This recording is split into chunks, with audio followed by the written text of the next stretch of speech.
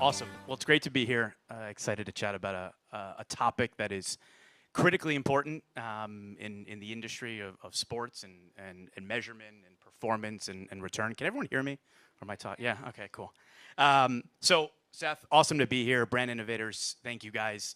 Really excited to chat about this one. So let's dive right into it. Seth, if you don't mind, just set the table a little bit on the portfolio at Proximo from a sponsorship perspective and where you guys are active and playing in sports. Yeah, it's been a fast growth for Proximo. I mean, if you think about the construct of spirits and sports, they kind of happen on site, at home, and in bars. So the organization's been very supportive. It's been about a 4-year proposition since we've grown our portfolio and our dynamic. We have about 70 different partnerships, which include team, event, and league partnerships throughout the way. And I think what we're going to talk about today, and again, thank you, Brand Innovators and everyone who's attended, is the measurement and evaluation behind that, because that is a core topic, I'm sure not just amongst us at Proximo, but in the industry as a whole, and as we've grown up. So, yeah, and again, thank you for the portfolio. We have about 15 active brands that engage with sports across a whole different gamut.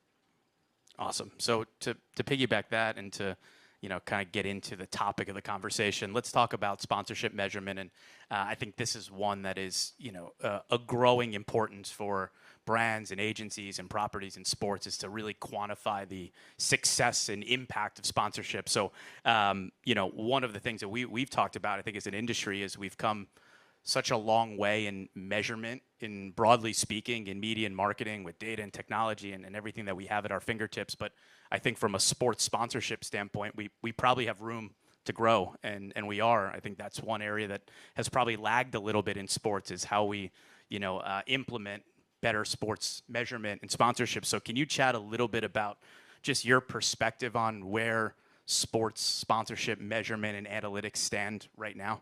Yeah, I mean, it's incredible. I think that was one of the biggest aha moments, is that, in my opinion, it's one of the hardest things to do, is measure the return on your investment in sports. I mean, I remember the days of Joyce Julius. I'm probably dating myself here, but every time I had a NASCAR go around the track, how many times my logo was on screen, and that was my return on investment, was how much times a lightning fast car was in line of sight. And you kind of didn't, but you did hope for a crash, because you were getting more TV visibility at that time.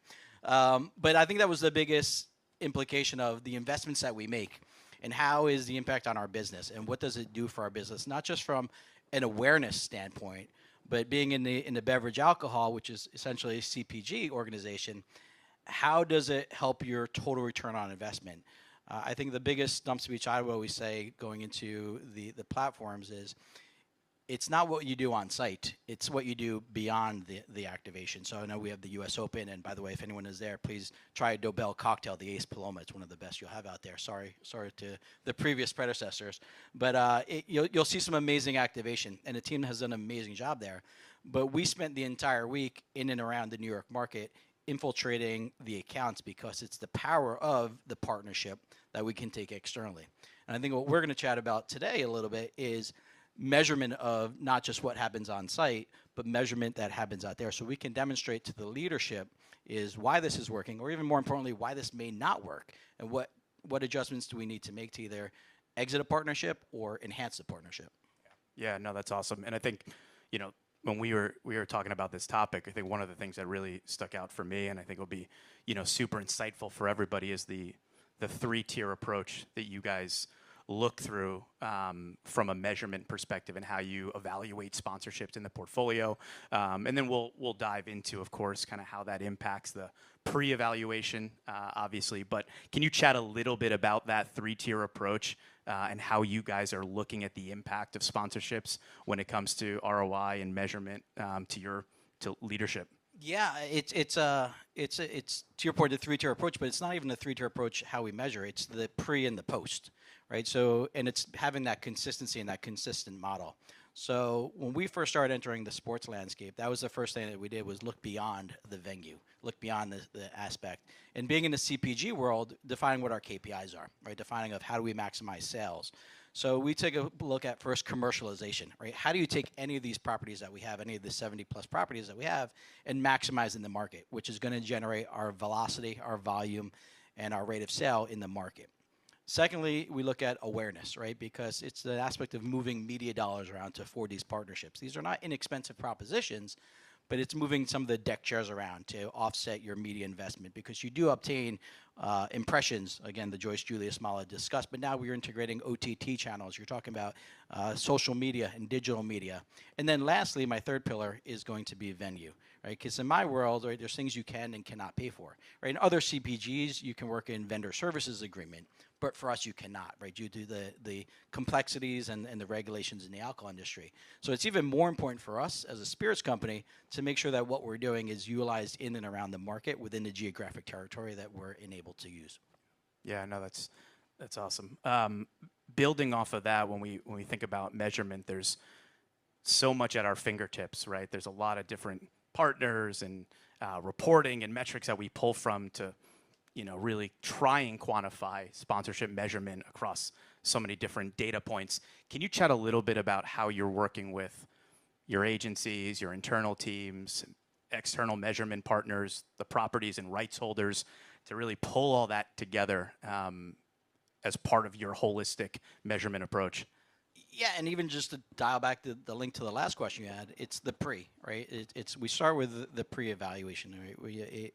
We've got great partners with we utilize Horizon Sports and Experiences, and they do a pre-evaluation for us. So we take a look at what the entry fee is, right? Anyone who does a partnership, right? Your sponsorship is your entry fee, right? And all the assets that you get from it.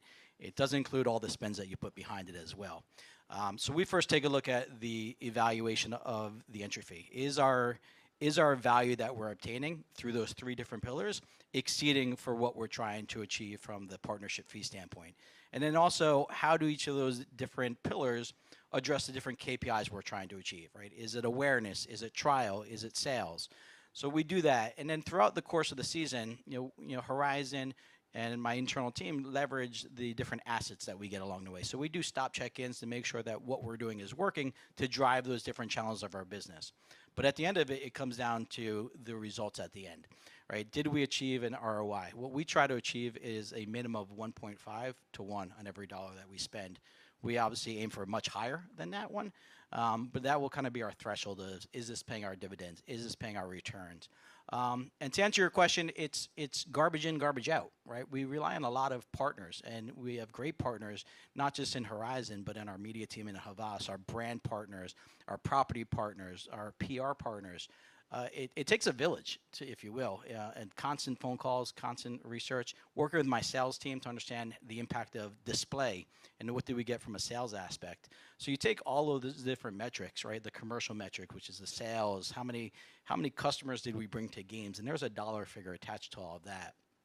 Then you look at the awareness aspects of what we would pay for media, those impressions that we achieve through either paid media, earned media, social, or OTT, linear broadcast is our awareness figure. And then it's what happens on site. Obviously there is vendor opportunities and vendor sales. Is there trial and engagement? And then is there awareness on site, right? Because we also know 90% of fans will never go to a game. And you and I were talking earlier, even in today's day and age with the millennial subset and the Gen Yers, I don't even know. Less and less are going to live events, right? They're consuming sports on their phones on the fly. So how do you integrate into those to take that as a measurement aspect? So it's the pre and the post along those three different channels and having the right partners to provide you that right level of input. And look, believe it or not, you don't always get it right. And again, as we started, there's no good way currently in sports to measure. And if anyone has it, please after pull me aside. So we're demonstrating to leadership what this is driving, and our brand partners, who are ultimately the stakeholders, is what are we trying to achieve, and did we achieve those goals based upon what we can return? Yeah, I love the perspective of how we're really trying to quantify multiple aspects of sponsorships, right? And you guys are doing it incredibly well. Can you talk a little bit about that journey of, you just, mentioned quite a few different data points and, results coming in. Like, can you just give us a little bit of a peek of like how that comes together, and then the output that you look at to say, hey, we've talked to all these stakeholders, all our partners, here's what we're seeing. And then how do you really, demonstrate and have that confidence that the return is coming from that sponsorship, right? I think that's something that we all kind of work through and battle internally from resistance of like, well, was that because of that sponsorship or was it because of other things we were doing in the marketplace or other media activity? So can you just chat a little bit about how all of that comes together to give you guys the confidence that those are the results because of that sponsorship? No, it's a great question. One thing we're cognitive of is never to take 100% of the credit. All right, as much as I wish we could take 100%, we cannot. IP is to me the most valuable thing you cannot buy. Right, so in the CPG world, we put the IP on our packs. Right, so we can actually measure the rate of sale on specific individual package returns.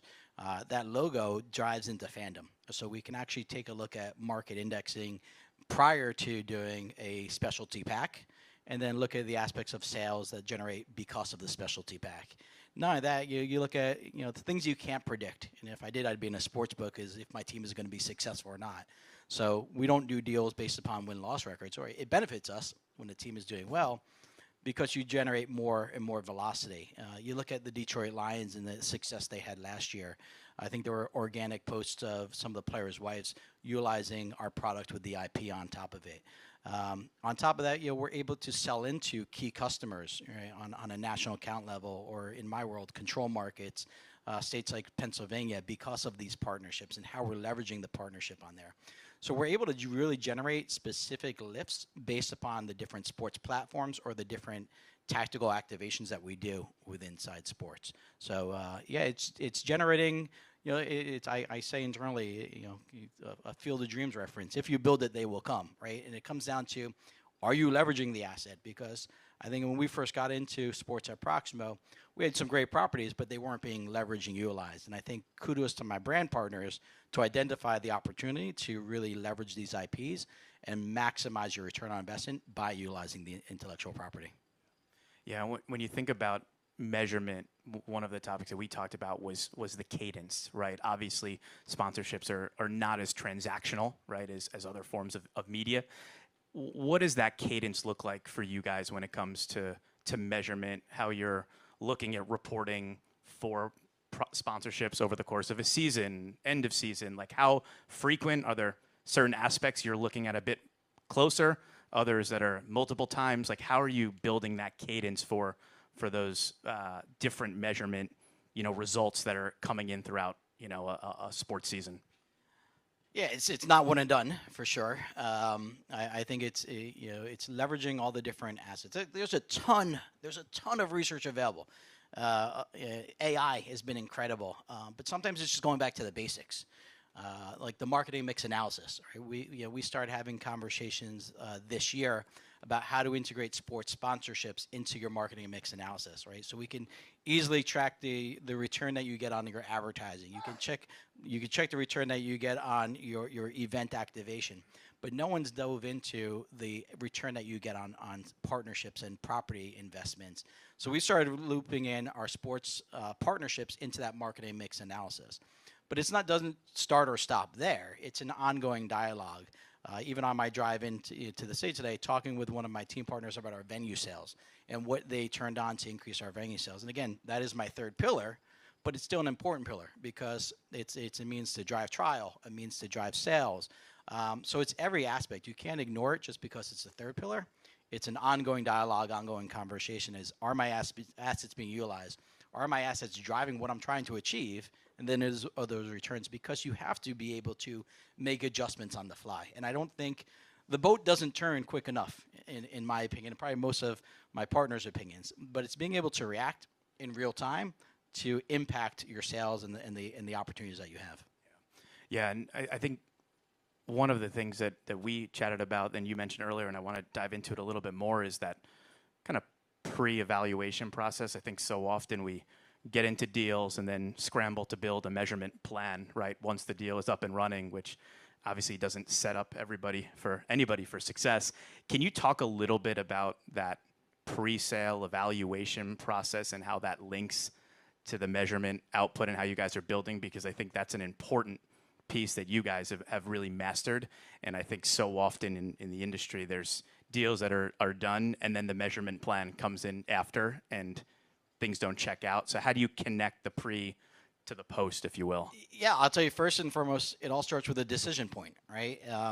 Everyone going in there eyes wide open, right? Your investment in a partnership, whether it be the U.S. Open, whether it be any of the other platforms that we have, is what is the expectation that we're going in? And not number one, what is not just the fee, what is the expectation to spend to bring this to life and achieve your KPIs or what you're trying to achieve? And I think so many people lose sight of your evaluation has to include all the spend that you put in to bring these partnerships to life, right? Typically, in the industry, we say hey, it's about a 1-to-1 spend, right? And I guess if you have the right partners, the right know-how, you can either be more efficient or less efficient. You can dial that up, dial that down.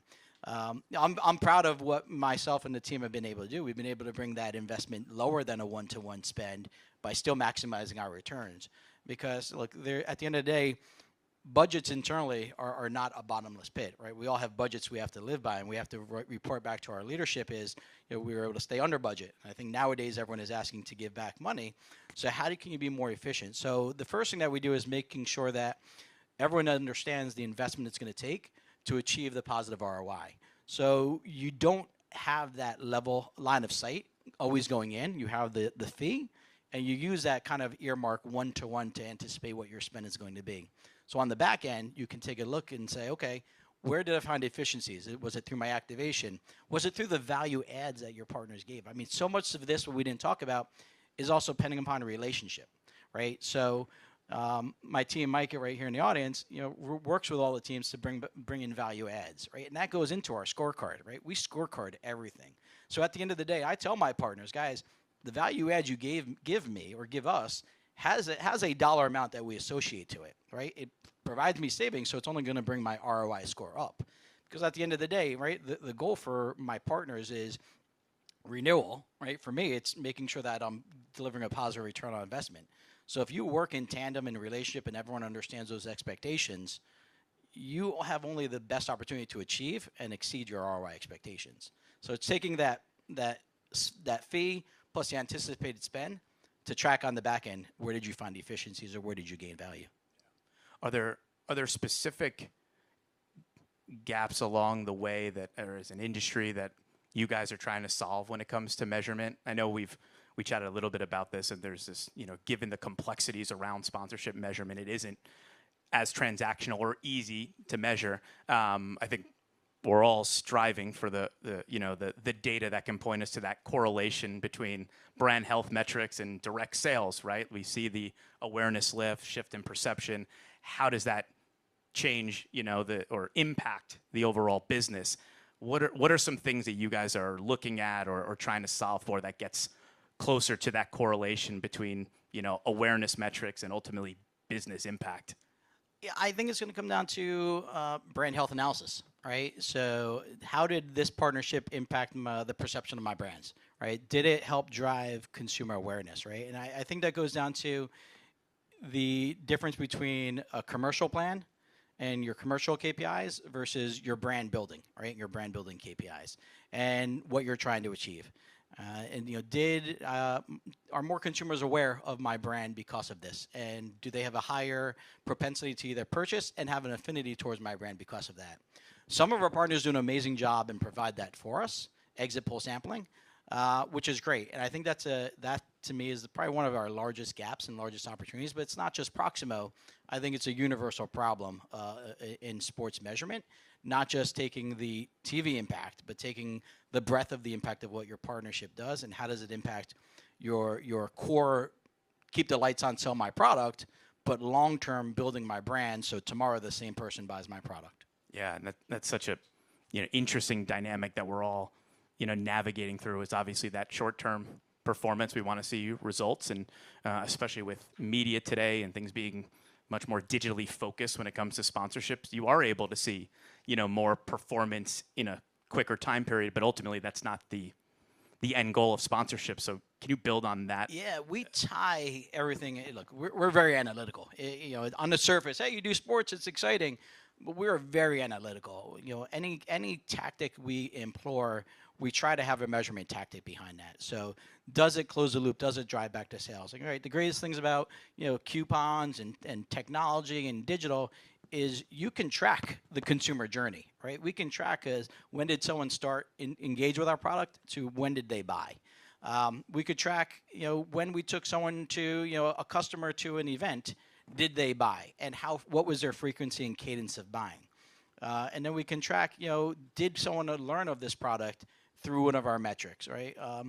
Each of our collateral, right, for the basic tactical aspect of it, right, we've got multiple channels, right? We have the retail channel, which someone is going into a liquor store, packaged goods store, and buying product. We have the bars, right? And it's the same communication, but we've gotten smart enough to tag each of those differently. So if it's simple as a QR code, right, is engaging with a consumer, we're able to tell how much engagement did we get from a bar versus a retail store versus on site. And that tells us a few different things. It tells us, A, is our program being leveraged and activated in the market, and why or why not? It tells us where we're obtaining our consumer base from and why or why not. So once we have that level of knowledge, we can develop the programs and the communication to really attack where we know the growth is coming from. But it all starts from the analytics and the measurement of where this is coming from to deliver a positive return on investment. Yeah, and building off of the analytics piece, can you talk a little bit about how you guys are using, audience insights and data on the front end to identify the right sponsorships? How does that play into your evaluation set of saying we need to be in soccer, we need to be in football, we need to be in basketball, and these verticals of sports based on audience data and insights that you know about your consumers and your brands, and finding that alignment, I assume, is a part, but would love to hear your perspective on that. Yeah, it's strategy, right? Strategy is based in core insights, right? And how do you develop your strategy from that? So, we look across the greater metrics of where our velocity is, where consumers are buying our product. Who is that consumer audience, right? We can see through MIR indexing, right, or MRI indexing, what that consumer affinity is for that respective sport or the respective market. We actually had a conversation yesterday, even dialing deeper into grocery data, right? Which consumers from which the different grocery stores are buying our products, and where is their affinity, right? If I'm a grocery store X shopper, but am I also a Detroit Lions fan, right? So now I know how can I drive that through there. So we do a lot of that pre-work to understand, is this the right platform? Are these consumers engaging in a consumer of our sports and consumer of our product at that perfect intersect, which only helps maximize our business, right? There is an aspect of dumb luck, which we talked about, the Boston Celtics winning the championship, right? That did great for our brand Bushmills. And how do you leverage that success? But there's things such as that you can't predict, right? And does the market get on top of that and drive that volume for you? But ultimately, at the end of the day, there is a large aspect of strategic input that goes into these, from consumer to customer to core demographic, that impact every decision if we're going to do a partnership or not, beyond financial investment. Yeah, and if we think about that decision-making tree and that process of identifying the right verticals and sports and audiences to go after, how do you guys look at the dynamic between sports sponsorships and sports media, right? Because there's a lot there of, we identify a certain tentpole, a sport that's right for a certain audience, and then there becomes a bit of an internal debate of, well, do we need a multi-year sponsorship, or can we buy with a broadcast partner to reach that audience through media? I think it might go back to the power of IP, which you talked about, which you can't get from media. But can you talk a little bit about that sports media and sponsorship decision-making process comes in when you know the territories to play in, and then deciding kind of how to activate in that sport? Yeah, it goes ultimately down to key performance indicators, right? Am I trying to build brand awareness in a respective market, and does the vehicle, the sports media vehicle, have that reach that I'm trying to achieve, versus the equity of the team, right? And I think that's where the IP comes into play. Is I'm borrowing the equity, the local relevance and the local equity, mostly from a commercial standpoint, right? And driving that relevance. But again, media, I can buy media all day long on any platform if that's what I'm trying to do, is drive brand awareness. But if I'm trying to drive bigger consumer engagement, bigger consumer link to the local market or the local platform or the occasion, that's where then the property overcomes that. We've also been, podcasts are a great invention as well, right? And I remember when podcasts were like QR codes, everyone was like, it's never going anywhere. But again, the way the consumer audience is viewing sports right now, and the clips and the podcasts, right? That is a sports media that we're starting to explore. And how do you bring that sports media and link it into maybe an existing partnership that we have? So they're mutually exclusive, but they're not. And if you can find that bridge to link the two, you have the power then to elevate your partnership. But again, it goes back into what is my investment in the podcast. Now I have to add that on to my total investment to make sure my ROI is achieving that. Yeah, that's great. I know we got one last question here. It's kind of a broad one, but what are some of the trends that you're seeing in sports marketing today that we all should be focused on? Measurement or outside of measurement? What are some things that are high on the radar for you and Proximo? I was gonna make a joke that go Jets, but we all know where that's gonna go. I would say we talked about it earlier. It's the figuring out how to engage with that consumer who's consuming sports on the go, right? That digital, that streaming. It's also finding the people are spending a lot more money to go to an event right now. How do you make it an enjoyable event? What is the value we can offer to our partners to enhance the consumer experience, right? How do you bring that consumer experience to life on site and maximize that? But for me, it's really linking up with our digital teams and how do you engage that digital consumer, right? Through, whether it be through promotion, whether it be through the media aspects, and activating and engaging with that consumer to enhance their viewing experience, right? So I think that's going to be the core crux, which doesn't always happen on site. And that goes to my first pillar, is beyond the stadium, right? And in this omni-channel world is how do you get it through the line at all different touch points. So I think that's probably the biggest opportunity area for us in that kind of buy sports and activate against sports, or even you guys that are selling properties, is making sure that you consider the different streams that are going to drive our business and drive what we're trying to achieve, and providing assets and avenues to attack that as well. Awesome. Okay. I think that's it. Questions? Hey, Seth. First of all, I want to say, congratulations on you guys dived headfirst into tennis, and the results have seemingly been incredible. You guys are killing it, and I'm not sure if a lot of people know, but you've taken on the Honeydews with the Ace Paloma. This is your second year at the U.S. Open. Obviously, you guys are stepping up your U.S. Open game. You had a great, you talked a lot about analytics today. With those analytics that you had, all the success you guys had last year at the U.S. Open, this year I know you're going in even bigger. Was a lot of that step up and a lot of that stuff you're doing with USDA at the Open activating, is that as a result of your feedback and a lot of the analytics you got last year? Or just just from what you're getting from tennis in general, that it's a good? Sure. Did everyone hear the question? Okay, just how do we ramp up, or what was our decision point to ramp up our investment with the U.S. Open? First and foremost, I have to give credit to my brand partners, right? They saw tennis as a platform to go into. I mean, U.S. Open wasn't our first foray. We did a lot of test and learns with the Miami Open, the Cincinnati Open, Western and Southern Open, and Indian Wells, all great partners as well. So I think my brand partners took a tremendous learning from those avenues and those aspects.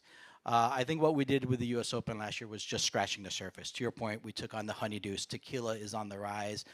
It provided consumers an alternative to what has traditionally been a U.S. Open cocktail with the Ace Paloma. And I think they looked at the white space opportunities on there. So I know we're taking over what used to be known as the Emirates Club as the Dobell Club, or the Dobell space right now.